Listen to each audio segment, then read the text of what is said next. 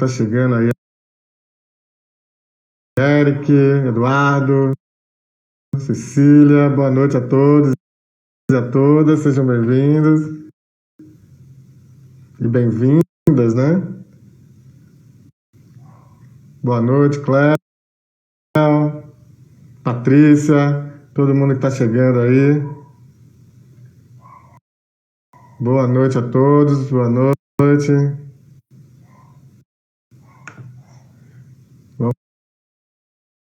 Vamos só estamos esperando então o nosso convidado chegar, ele já está avisado, já está esperando. O Instituto Imbra, Zé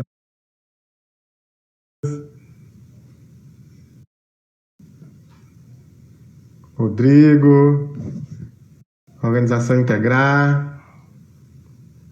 Boa noite a todos e a todas, Nicole.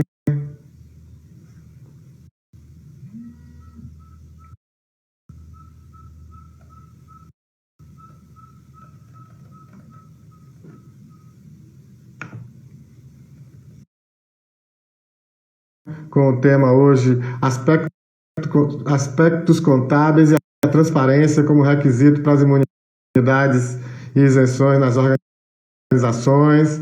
Grande César, lá do Espírito Santo, querido. Feliz aniversário, César, foi logo agora.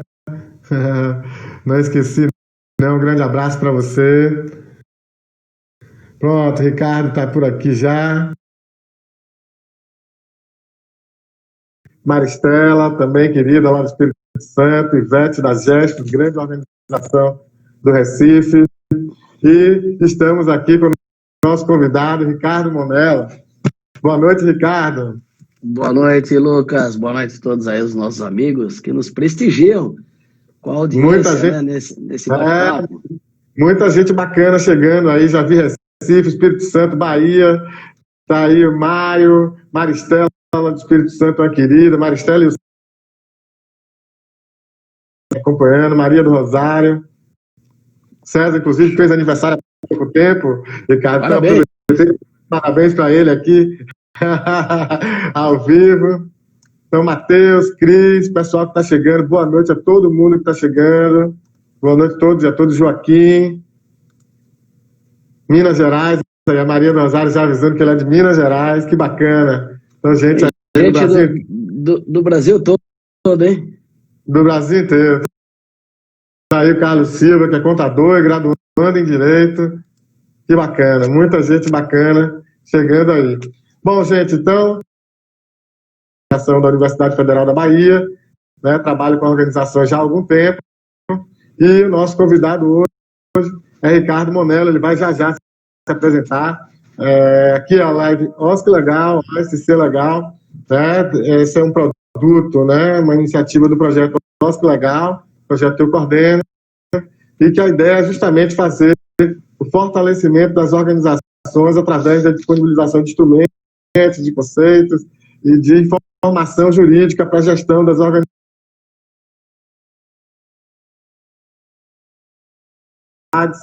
Muito obrigado pela audiência de todo mundo que chegou aí e que está chegando. Opa, está sobrando aí um... Aqui. Melhorou? Melhorou.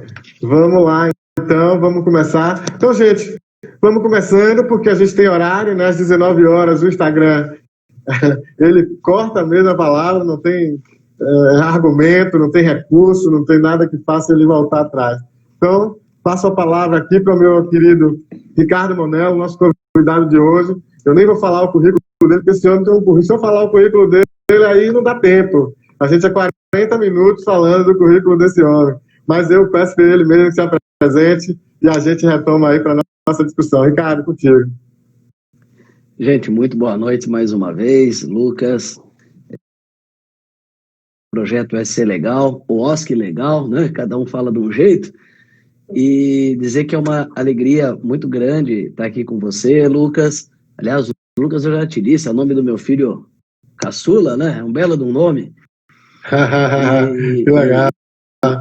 E eu quero dizer que, além da alegria, é um desafio, porque todas as lives anteriores foram grandes nomes aí, fizeram um trabalho brilhante, e eu acho que o teu projeto tem deixado esse legado valiosíssimo para as entidades.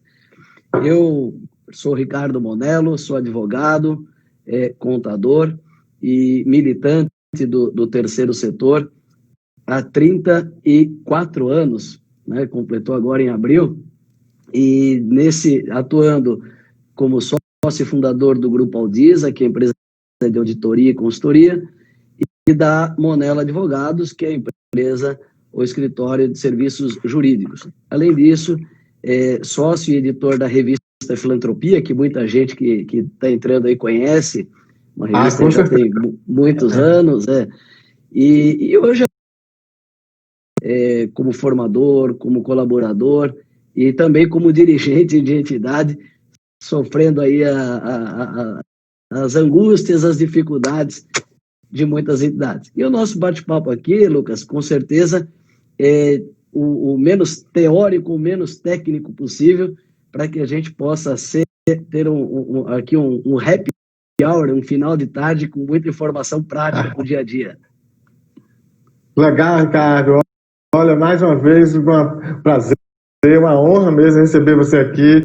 Você que, para mim, é um dos grandes advogados que atua no terceiro setor no Brasil, está na linha de frente, sempre promovendo discussões super importantes e interessantes com a Aldisa, consultoria, Monello, a quem cumprimenta todos na sua pessoa. Então, para mim, realmente é uma honra estar com grandes nomes, como você citou aqui, para essa discussão, para esse bate-papo. Ainda nesse mês de junho vamos ter ainda grandes nomes aqui também, Laís Lopes, Tomás de Aquino Rezende, Paulo Raul Martins, Nailton Cazumbá, Camila Escudeiro vai falar sobre o mapa das hostes. Então a gente vai ter ainda grandes nomes por aqui. E você abrindo aqui o mês de junho, a sua presença, que muito nos honra por aqui. Então vamos começar, né? Sem maiores delongas, a gente começa. E eu queria já provocar você com uma primeira questão, né? Acho que esse tema é muito interessante, a questão contábil, a transparência, enfim. A gente vem debatendo essas questões com o querido Nailton Cazumbá, né? Que é um parceirão aqui do projeto, também um dos grandes contadores e conhecedores do tema no Brasil inteiro. Então, a gente vai... quero perguntar logo a você, para começar, aí o Marcelo Monello, né, também chegando, bacana, muito honra aqui a audiência também. O papel da contabilidade, né, na manutenção do regime contábil e da questão da desoneração dos impostos, enfim, que você falasse um pouco desse papel da contabilidade. Hoje não, né? Há algum tempo, ela já ocupa a agenda muito forte, uma agenda muito forte das OSCs.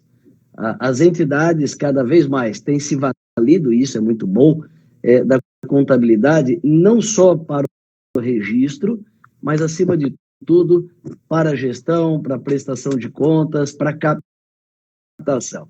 Então, a contabilidade hoje, quando nós pensamos em entidade com boas práticas, não temos como dissociar da utilização das informações da contabilidade, que lá na frente algumas coisas recentemente estão chamando ainda mais ou jogando ainda mais o holofote em cima da contabilidade das nossas entidades. Uma delas é a desoneração tributária, mas, de outro lado, não só isso, a gente já vai falar um pouco mais à frente das desonerações, é que o Supremo Tribunal Federal, ao decidir em ação direta de inconstitucionalidade, em recurso extraordinário, questões da filantropia, do certificado de entidade beneficente, e aí eu vou deixar isso para uma outra live, aprofundar, para criar uma expectativa e também valorizar os que vão vir aqui. Mas um ponto muito importante, ao decidir ele chamou atenção para a importância da legislação complementar em matéria tributária. Quando nós vamos para a legislação complementar, sem invalidar a ordinária, nós vamos ver ali legislação do imposto de renda, da Previdência, do ISS, do IPTU, do ICMS, todas essas normas, nós vamos perceber que elas vão exigindo das entidades um rigor considerável em reconhecer, registrar e divulgar as informações.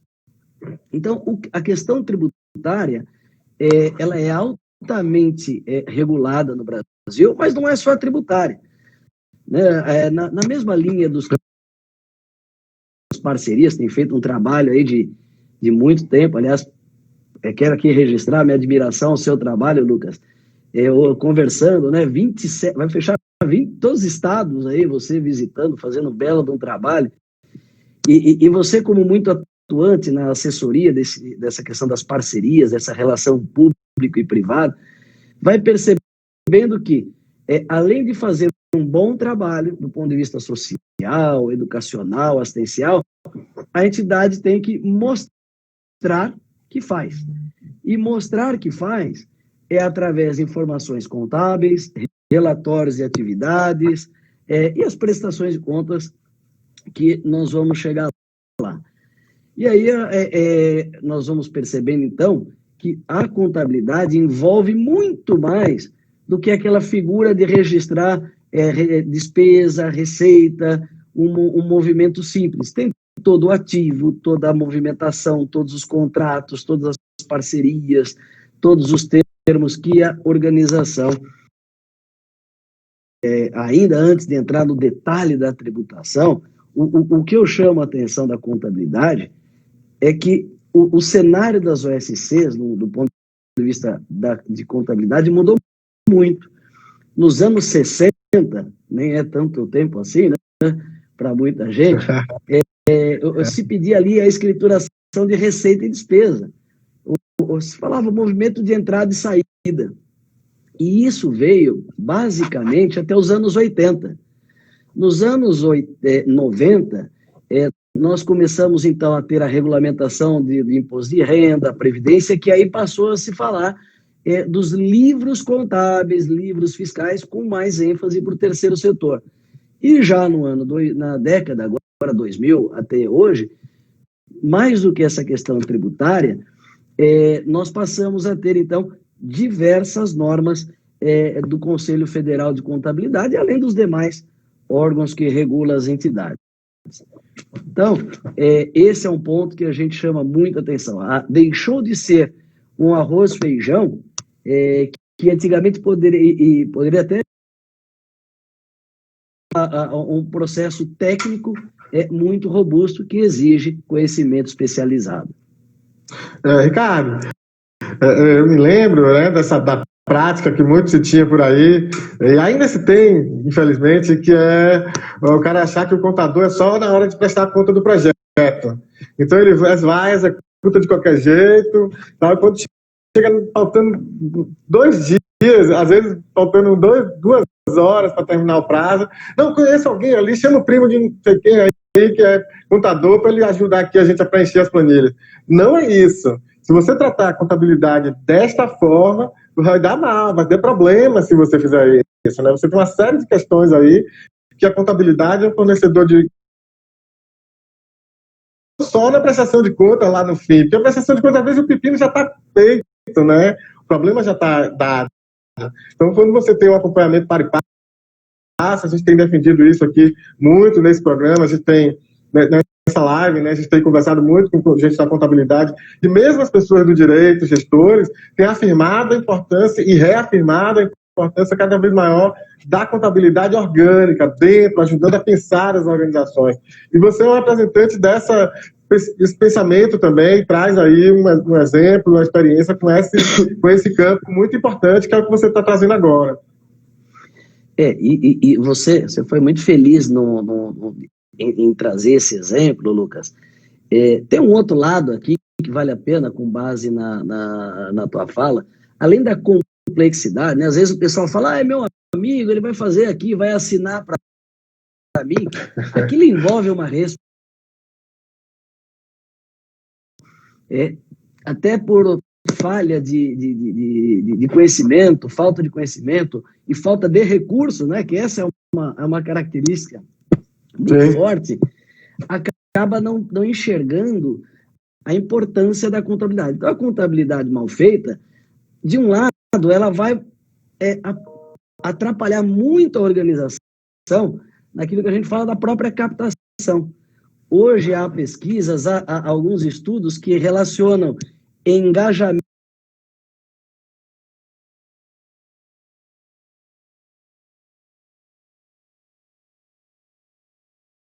onde é um país que tem uma cultura, né, diferenciada de doação por outras questões também, a gente vê que a prestação de contas, a transparência, baseado em dados auditáveis, inclusive, contribui muito. Mas, além desse fator, ainda no seu reflexo, na sua fala, hoje a contabilidade ela é cruzada, é um cruzamento de dados com Receita Federal.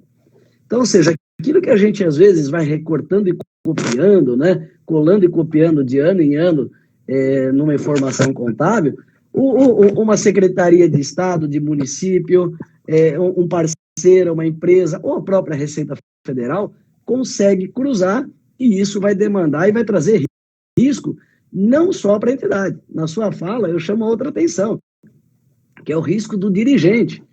Porque hoje nós temos evidenciários, envolve também não só a entidade, mas também o dirigente, com base naquilo que a informação contábil está levando. Então, isso realmente algo que precisa muita atenção, e eu tenho certeza aí que o nosso querido amigo Dailton também tratou muito bem aqui. Querido, já emendando aqui uma pergunta, eu não sei quem foi exatamente que botou, mas enfim, alguém já está lembrando aqui, eu perdi o nome, desculpa, pedindo desculpa aqui a pessoa que escreveu, mas já lembrando que muitos pedidos de SEBAS, né, eles são indeferidos por conta de inabilidade contábil, por uma não prestação de conta, não prestação das informações contábeis de forma correta, de forma clara. Enfim, então, só pegando o gancho do que você trouxe, a captação de recursos também é prejudicada quando você não tem uma contabilidade bem feita, né?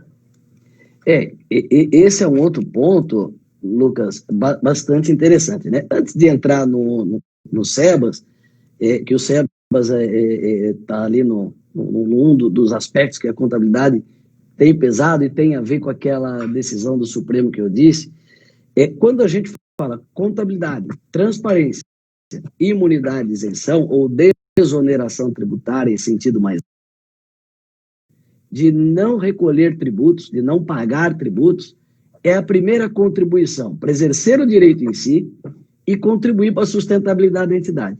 Uma entidade do terceiro setor que tem direito a não pagar e ela paga, não só está agindo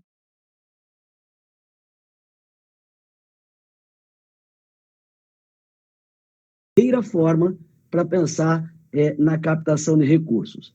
E a contabilidade... Oi. Desculpa lhe interromper, mas só para a gente já emendar aí uma questão nessa fala, acho que tem a ver, que é a diferença que as pessoas trazem muito de transparência e publicidade. Eu sou transparente, eu publiquei o relatório na internet.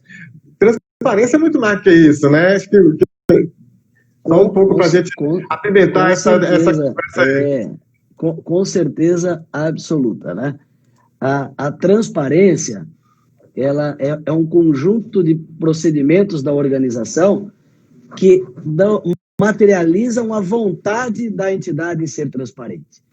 Então, é a demonstração de uma cultura da organização em ir além das parcerias, a publicidade, a divulgação, a prestação de contas no web, num site, num jornal ou qualquer outro canal, ele faz parte da preocupação com a transparência de uma cultura de transparência da organização. Mas você tinha feito uma outra pergunta antes. Emendei uma na outra. Não foi? Deixa eu tentar lembrar o que é. Questão do SEBAS, né? Mas vou emendar outra, então, para a gente não parar de perguntar. Do SEBAS, é verdade. Primeiro eu vou cumprimentar aqui, aproveitar aqui, Ricardo, para cumprimentar o Edson, Merijane, o Vinícius Ventura, captador de recursos lá do Espírito Santo, parceiro aqui do nosso projeto, Cadu, Adriana, Eliene, Patrícia, Lícia, Ana Carla, Jorge, advogado, Jéssica, Glaucimeire, então, a Luciana Sá, da Gestos, lá de Recife também, toda essa turma que nos acompanha aí, um grande abraço a vocês, muito obrigado.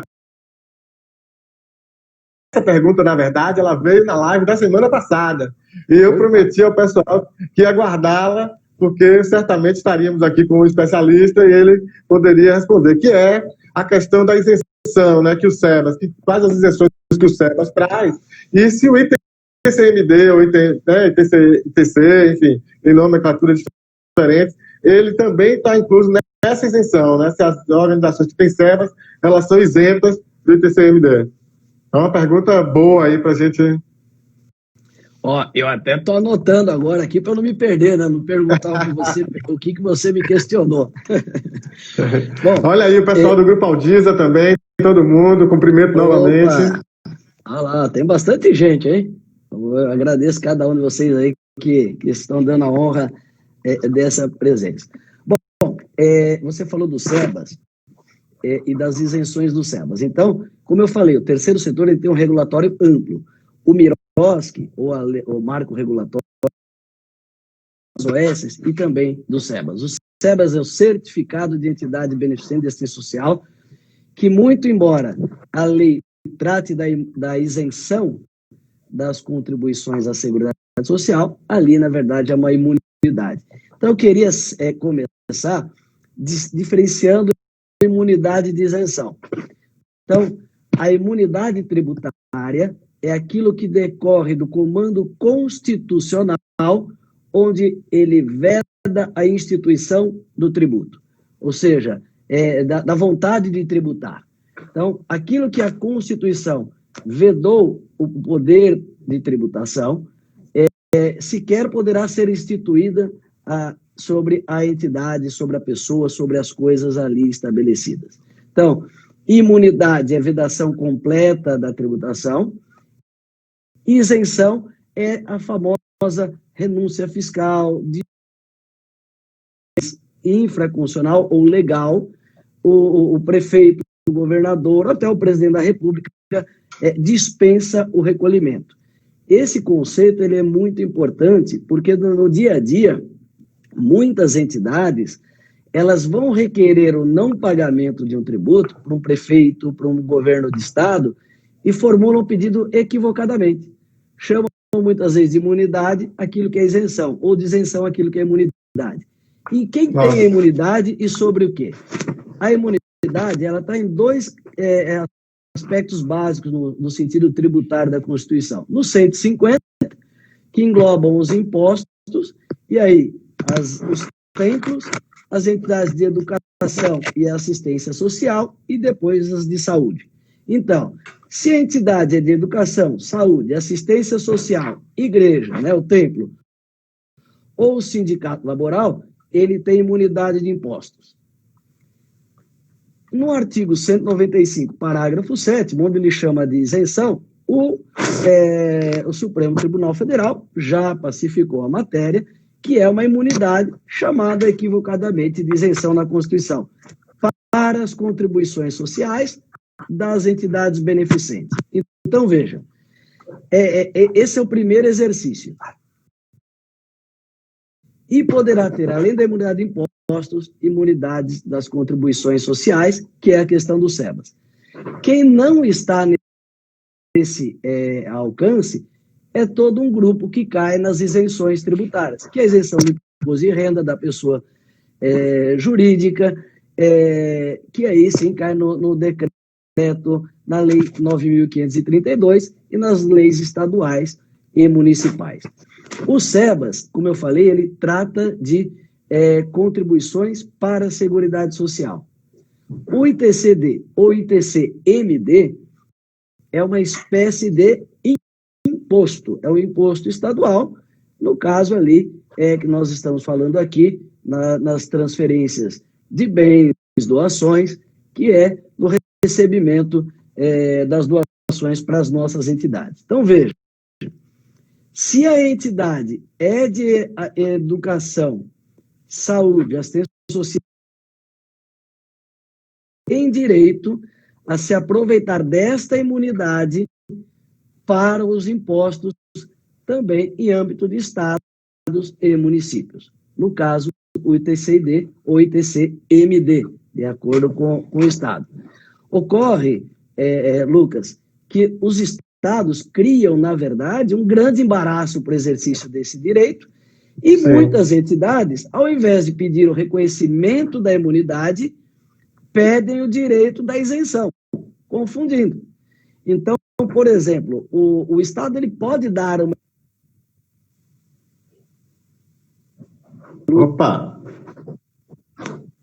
Opa, doutor Ricardo deu uma... Acho que a internet dele deu um probleminha, mas ele está voltando, está aqui, mas acho que ele deu uma travada aí em algum momento. Então, eu vou aproveitar para cumprimentar as pessoas, então, que estão chegando aí. Gildo, lá do Aracaju, do Centro do José Brandão, parceirão aí. O Carlinhos, do Rio de Janeiro. Anthony, Max, a associação, o pessoal das associações canábicas também estão aqui. Minha mãe, Rosângela, chegou aqui também, um beijo. Mirelle, Tenório, Márcia, Ivan, Edinha, do lado do Ministério Público do Ceará. O Marcelo, também cumprimentando o doutor Ricardo pelo trabalho com o Grupo Aldisa, a Lourdes. Então, todo mundo tá aí. Agora, Ricardo, você caiu. Não sei se você está me ouvindo.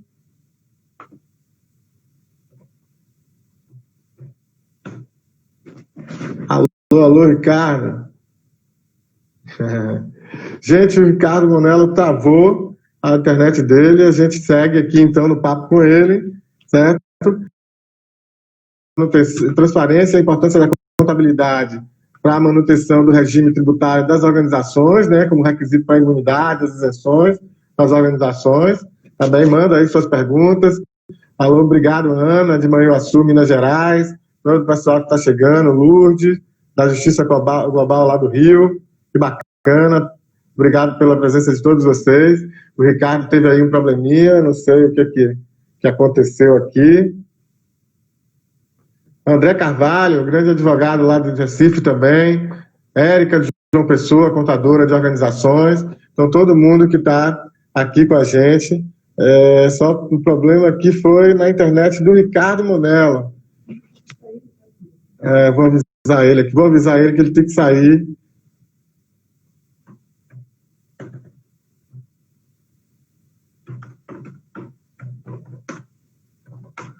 Olá, Ricardo.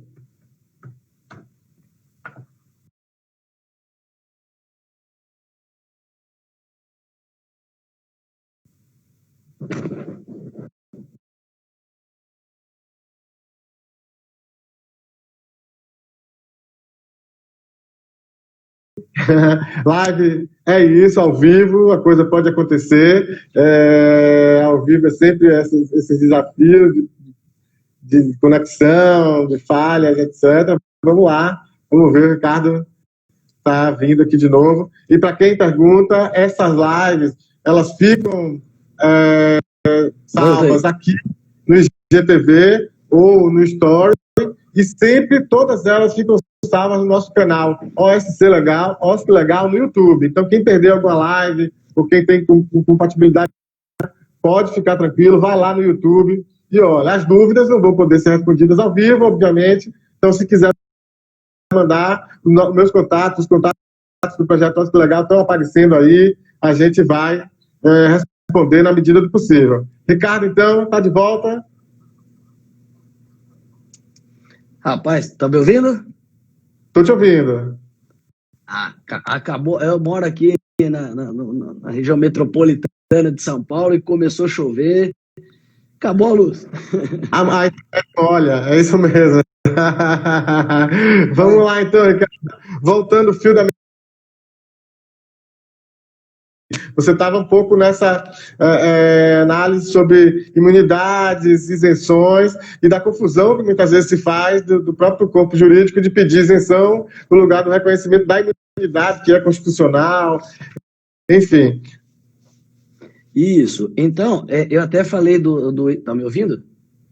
Então, sim, estamos sim. Eu falei, então, o ITCMD, ele não deve exigir nos estados a existência do SEBAS. Esse é um erro muito grande. Vários estados pedem que a entidade, para reconhecer a imunidade, tenha o SEBAS.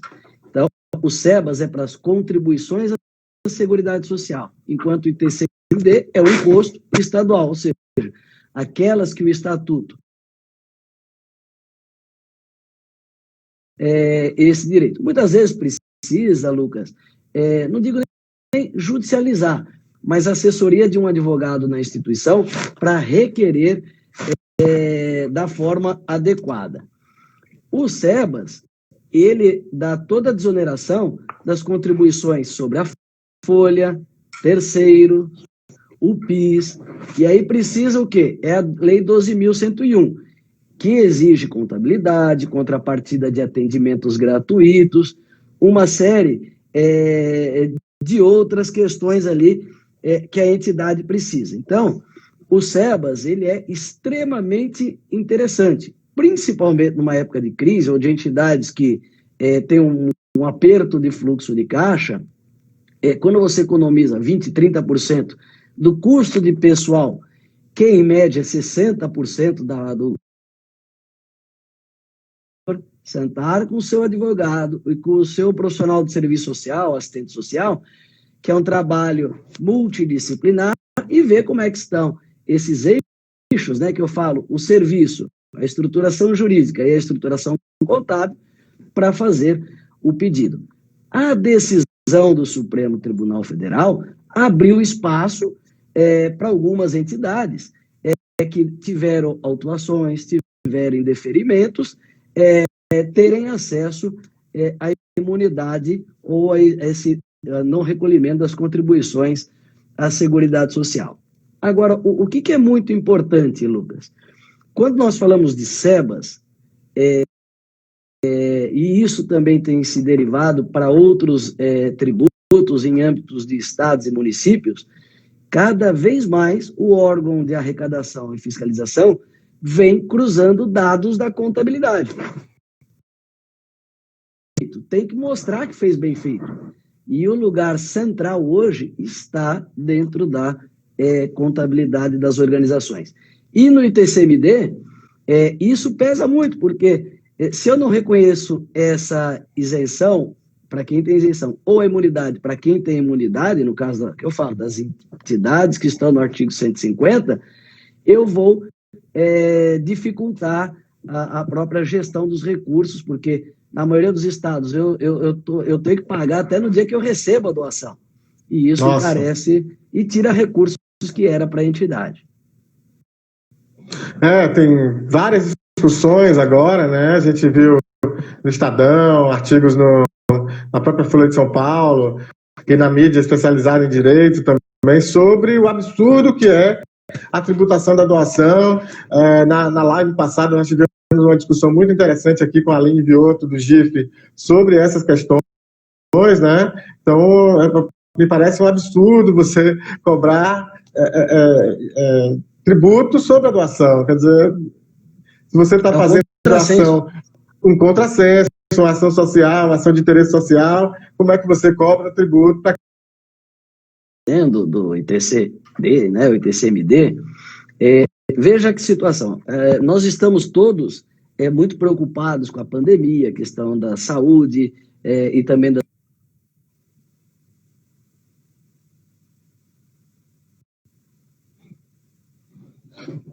Nossa, o Ricardo está tendo problema com a internet lá em São Paulo, na transmissão dele. A gente está tendo algum problema com a instabilidade da internet dele aqui na nossa live. Então, a gente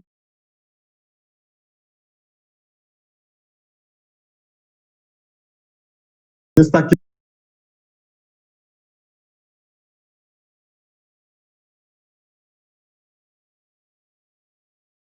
Um abraço aí para Carolina, Joseni, para o pessoal do Instituto Imbra, todo mundo que está chegando aí, tá bem? A gente vai trazer o Cabra de volta. Vamos ver aqui para trazê-lo de volta. Alô, Ricardo, cadê você?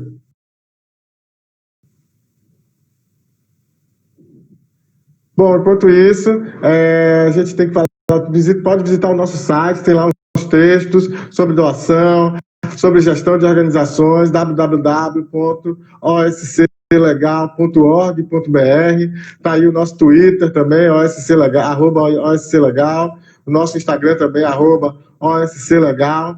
Tá bem? Então, a nossa página do Facebook. E a gente tem um grupo no WhatsApp, grupo de transmissão, todos os dias, exceto domingo. A gente tem disponibilizando lá informação, material, conteúdo sobre o Mirosk, sobre a organização da sociedade civil, seja matérias que saem na mídia especializada, na mídia em geral, seja material próprio que a gente produz, ou de parceiros, de colegas, de pessoas que têm feito e agitado esse setor nesse período, especialmente nesse período da pandemia, né? Estão acontecendo as lives, estão acontecendo os webinários, discussões virtuais, e a gente tem disponibilizado essa agenda toda pelo WhatsApp, pelas redes sociais do projeto OSC Legal. Está aí o WhatsApp do projeto, quem quiser entrar então no grupo do WhatsApp, pode me mandar um WhatsApp que a gente vai inserir. Bom, o Ricardo está de volta aqui, vamos colocá-lo na conexão do Ricardo. Ele tem ficado instável. Está caindo um bocado, tomara que ele não esteja se machucando. Vamos ver se ele volta aqui rapidinho. Está aqui o Ricardo de volta. Desculpa, viu, gente? Eu não sou cantor sertanejo, mas eu tenho feito live quase 2, 3 por semana. Hoje já é a segunda ou terceira vez que caiu aqui, viu? Acontece, Ricardo. Você fala, você tá bem, pô. Você tá que nem apresentador de televisão já, ó. Que é lindo, é lindo. Dá os informes também para o pessoal, a gente tem feito isso. Ricardo, então você dizia, vamos completar então o raciocínio que você estava no começo, na verdade, do TCD, exatamente. Então, enquanto está todo mundo olhando para questões no âmbito federal, a gente vê um exemplo aqui, um desserviço do governo do estado de São Paulo, que tem uma proposta de aumentar em 100% a alíquota. Ou seja, ao invés de estimular as doações no trabalho que o GIF, a GV e a comissão, e aqui eu quero ressaltar o trabalho da Comissão de Direito do Terceiro Setor da OAB de São Paulo, que eu faço parte ali com a Ana Carrinho, ou seja, é uma proposta de desoneração. Não, o governo está tramitando na surdina ali dentro da Assembleia Legislativa, pode dobrar o valor, a alíquota do ITCMD, ou seja, ao invés de ir a favor, vai contra as entidades e quem quer fazer o bem. Olha, para quem perguntou, então, de novo, vai estar tudo aí no YouTube, tá? As lives, todas elas. Ricardo, tem uma pergunta muito interessante do Cadu, ele sempre traz essa pergunta, porque ele é muito envolvido com a organização que trabalha com proteção animal. E ele quer saber as isenções e imunidades para esse tipo de organização. Como é que funciona? Você tem conhecimento desse tipo de organização ambiental, organização que trabalha com proteção animal? Legal, eu mando um abraço para ele. Nós atendemos até algumas entidades nessa linha também. Infelizmente, o modelo de desoneração do Brasil, ele é deturpado e não, ele é restritivo. Né? O Brasil, nós já percebemos há muito tempo que trabalhar com as OSCs é melhor, mais barato, mais eficiente e eficaz. Funciona melhor. A execução e a entrega do serviço funciona muito bem.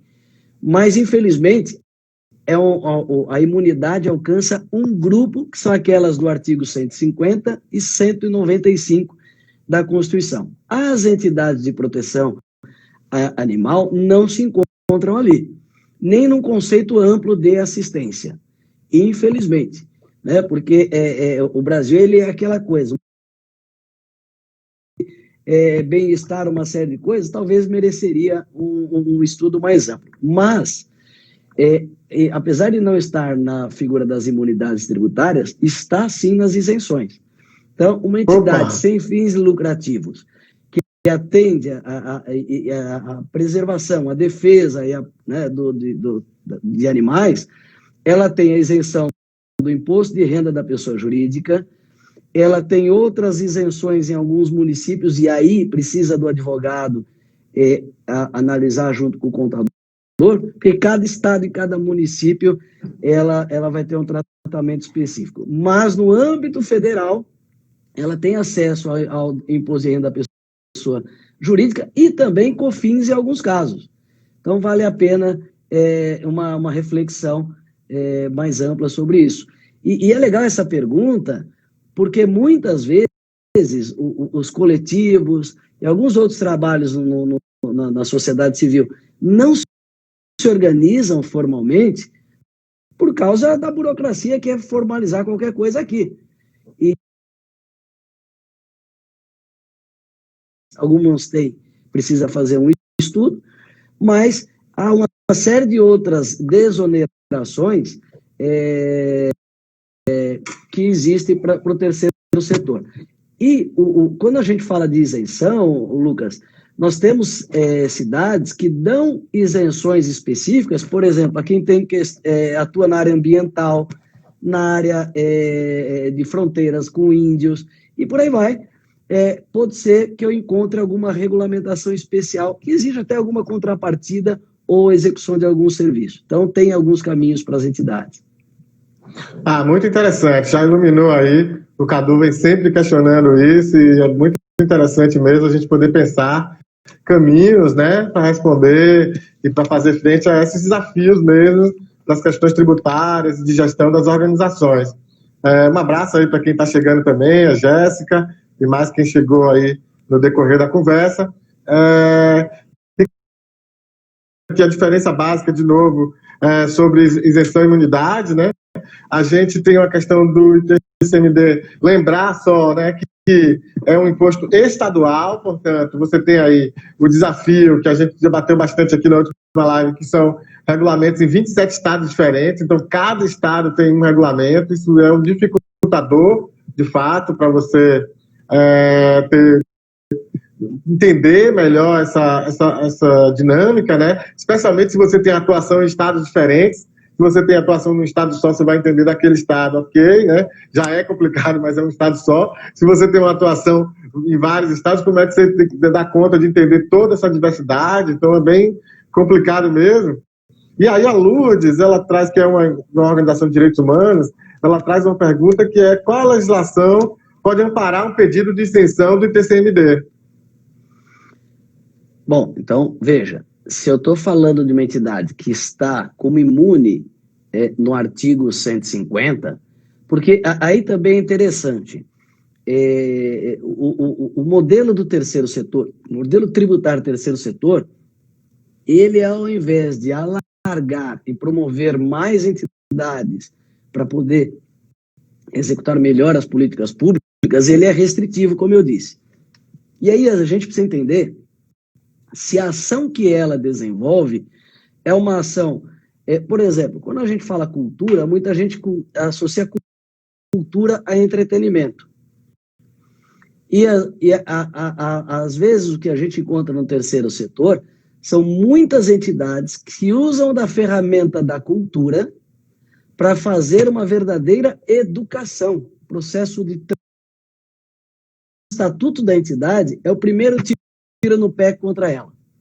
E às vezes tira ela do acesso da imunidade e joga ela para a isenção. Então a primeira questão é fazer um checklist do que eu faço, se há alguma sinergia com a educação, saúde e assistência social. E aí, se eu estou na imunidade, eu tenho que partir da Constituição e ir para estados e municípios e requerer o reconhecimento da imunidade. Todos os estados têm a Constituição do Estado, que no artigo da imunidade repete, em regra, bairros, uma associação de cultura X, que não esteja na imunidade, vai precisar verificar a Constituição ou a legislação do próprio ITCMD no seu estado. Em alguns casos, nós temos pedidos de isenção ou regimes especiais também, que são importantes e são aplicáveis para algumas entidades. Legal. Aí também, dizer que cumprimentar aqui a Tati Galvão, que mandou aqui uma observação. Essa semana falava com ela lá do Maranhão, trabalha com organizações do Maranhão, então sempre temos aí a audiência do Brasil inteiro, Ricardo, isso é muito, muito interessante. Vamos falar um pouco então desses impostos, especificamente. A gente falou de uma maneira um pouco mais genérica sobre isenção, e mais especificamente até sobre o ITCMD, mas aqui a gente tem também ISS, IPTU, que são impostos municipais, né? Você tem também as questões das contribuições, né? Então, eu queria que você falasse um pouco para a gente. Te cumprimentar aqui a Kênia Silva, lá de Rio Verde, Goiás. Eu estive em Rio Verde, Ricardo, um seminário em Rio Verde, no interior de Goiás, que tem regulamento específico do MIROS, que tem trabalhado seus procedimentos internos, né, num contexto de cidade pequena e tal, trabalhado uma equipe, mobilizado uma equipe para poder melhorar os procedimentos internos, de fazer parceria com as organizações. Eu sempre tenho boas recordações lá, mais de 100 pessoas no evento, e tanto boas recordações do evento, quanto da equipe, quanto do esforço. Eu sempre tenho que parabenizar aqui, se tiver oportunidade, se eles te convidarem, se houver um seminário, vá sem medo, porque foi muito bom, de altíssimo nível. Então, mas vamos lá, vamos falar um pouco sobre ISS, IPTU e a questão das contribuições também. Certo. Bom, eu até vi ali algumas perguntas, e é importante nós lembrarmos. Imposto é uma espécie, contribuição outra e taxa outra. Perfeito. Todas são espécies do gênero tributo. Então, os impostos, as imunidades estão no 150, as contribuições no 195, as taxas não. Então, em regra, não há imunidade de taxas. Então, cada taxa do lixo, taxa de limpeza, taxa de funcionamento, vai ser necessário que a entidade isenção, da dispensa, da renúncia fiscal. O que aconteceu, e aí veio uma dica, São Paulo, alguns anos atrás, ela criou uma taxa do lixo, mas com a mesma estrutura do imposto sobre serviços, e com característica de imposto. Aí ingressamos com várias medidas, e as entidades conseguiram provar que a prefeitura do município estava abusando do seu direito ali de tributação. Então, veja, e falar do ISS e IPTU talvez seja mais importante que todos esses outros que nós falamos, porque o problema das entidades no dia a dia não é tanto no âmbito federal, está nos municípios.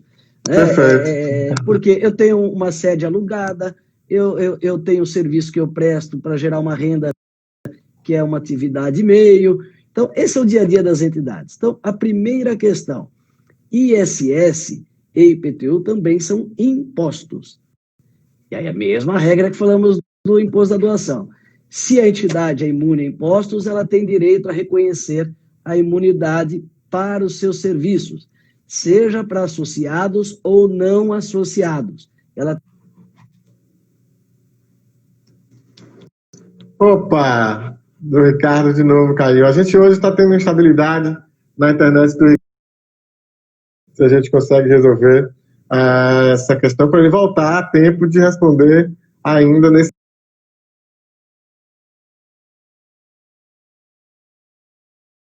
tempo.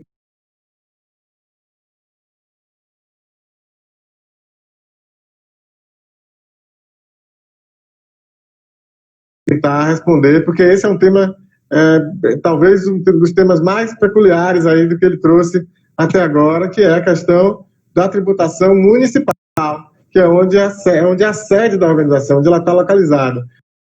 As questões federais, estaduais, elas aparecem, mas os tributos municipais, eles são cotidianos, eles estão ali, né, no dia a dia da gestão da organização. Então, o Ricardo falava sobre isso, vamos ver se ele já aparece aqui para a gente incluí-lo novamente. Infelizmente, né, acontece, a gente está com uma questão da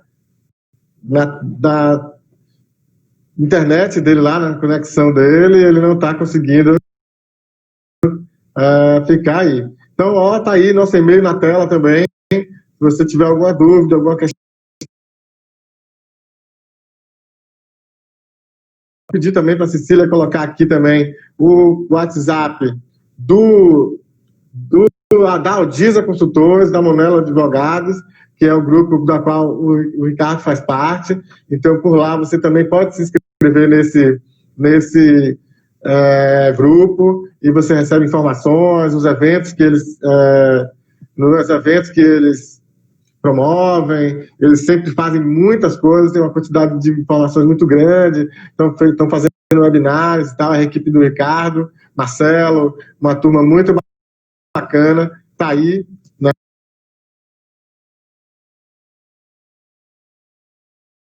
E recomendo, eu estou lá nesse grupo também, porque é sempre bom ter a informação vinda de fontes diversas e gente que está muito na linha de frente dessa discussão, né? A equipe da Aldiza e da Monelo Advogados, terceiro setor no Brasil, um dos escritórios mais importantes nessa questão aqui no Brasil. Vejo que o Ricardo não voltou, não conseguiu retornar ainda, não sei o que está acontecendo. De todo modo, então eu vou confirmar para vocês as próximas lives, tá? No dia 8/6, na segunda-feira próxima, nós vamos estar com Laís de Figueiredo Lopes, né, para falar sobre o Miroski. No dia 9, Tomás de Aquino Rezende, para falar sobre intersetorialidade na solução dos problemas sociais e ambientais. Olha o Ricardo aqui de volta, então. Opa. Só um minutinho que eu estou tentando colocar o Ricardo de volta. Mas o homem está escorregando, está caindo. No dia 15 de junho, a gente vai estar com a Camila Escudeiro falando sobre o mapa das organizações da sociedade civil. Quem perguntou aí sobre o mapa? 6 de junho, Paulo Raus Martins. E no dia 30 de junho, Nailton Cazumbá. Então temos aqui Ricardo de volta. Ricardo, você está difícil, está caindo um bocado. E aí agora, você trazia um tema que eu acho fundamental. E aí eu peço para você concluir, então, esse raciocínio. A gente, de fato, agora só tem 5 minutos. É uma agonia quando chega assim, esse finalzinho, a gente sai correndo. Então, para concluir essa parte, que são os impostos municipais, que é aquele que cotidianamente está ali na gestão da organização.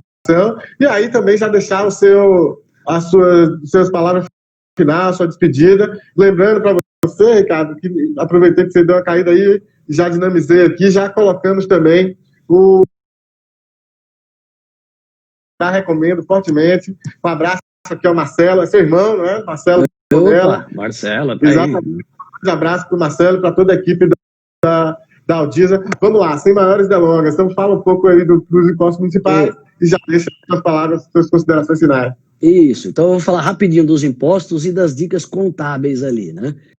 Então, boa. Veja, o ponto que a gente vê de problema nas entidades é que há um desconhecimento das rotinas para reconhecer a isenção ou imunidade do ISS e do IPTU. Então, aquelas que estão na imunidade do centro, tem lugar que só precisa fazer o requerimento, tem lugar que é um sistema já eletrônico e tem a rotina. Muitas entidades acabam deixando de exercer esse direito porque elas esquecem de cumprir, não renovam, ainda que seja burocrático e equivocado, às vezes, e exagerado, há uma rotina. Enquanto não se discutir isso judicialmente, cumpra a rotina. Então, para quem não tem a imunidade, está na isenção, cada para captar recursos e não está na imunidade, ela dá isenção do ISS quando o evento é para o associado. Quando não é para o associado, ela cobra 5%. Essa Nossa. é uma questão que acontece em vários lugares do Brasil, para quem é prestado o serviço. E a segunda questão, e muito importante, são as obrigações acessórias. E aí que cria um problemão para as entidades, que é a emissão de documento fiscal, emissão de nota fiscal de serviço. Isso muitas vezes geram multas muito altas para a organização. Então é importante envolver o contador com o advogado. E indo para a contabilidade, aqui nas minhas considerações finais, o que eu chamo a atenção para vocês? Hoje nós temos as normas legais que tratam da contabilidade, nós temos as normas administrativas da parceria que a sua entidade tem, do SEBAS que a sua entidade tem, de uma outra forma de trabalho que tem, e as normas do Conselho Federal de Contabilidade. E eu cito duas muito importantes, que é a ITG 2002 e a TG 07.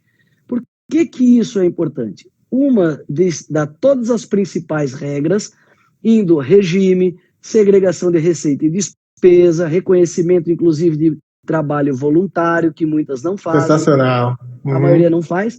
E a outra, como tratar os recursos que recebe do dinheiro público através de parcerias. E, por fim, já para te devolver a palavra, por isso que foi possível, porque lá no meu escritório não funciona. O que é interessante? A publicação, a divulgação de normas e dos balanços da organização. Lembrando, tenha políticas, tenha notas explicativas que verdadeiramente esclareçam a organização. Obrigado a sua equipe, você especialmente, por estar aqui. No momento que você caiu aí, falei, reitero aqui na sua presença também, de que você e a sua equipe e seu grupo são dos mais potentes e dos mais competentes advogados e consultores dessa área no Brasil. Então, tenho muita honra para mim estar com você aqui nesse momento, poder trocar informações, trocar ideias, dispor um pouco dessa sua inteligência, dessa sua capacidade, competência para o nosso público. Aqui a Nicole está dizendo mais uma vez. Eu que agradeço. Eu vou ter que ter um crédito aqui. Você sabe que é o direito de peticionar, né? Já estou pedindo, então, mais uma live aqui para a gente tentar terminar esse tema. Nem que eu suba no telhado para pegar o 4G. Não, com certeza. Isso aí eu já ia colocar. Você está já convidadíssimo a vir aqui novamente. A gente vai remarcar essa live. Ainda que você não tivesse caído, são tantos temas que a gente tem para discutir, e você com a capacidade grande que tem, tanto operacional e técnica, como advogado nas cortes, nas petições, mas aqui também de falar fácil para as pessoas, de traduzir isso para o público. E também você, no nosso programa Terceiro Setor Revista, toda quarta-feira, 19 horas, um capítulo novo no YouTube, no canal Filtro de Barro. Quarta-feira, então, a segunda parte da entrevista com Laís Lopes. Em breve também, Ricardo Coronel lá, na entrevista para a gente no Terceiro Setor Revista. Lembrando para o pessoal, Ricardo, que a gente já disponibilizou aí o link. Cecília, bota de novo então para a gente o link do grupo do WhatsApp da Aldisa Consultores. Semana que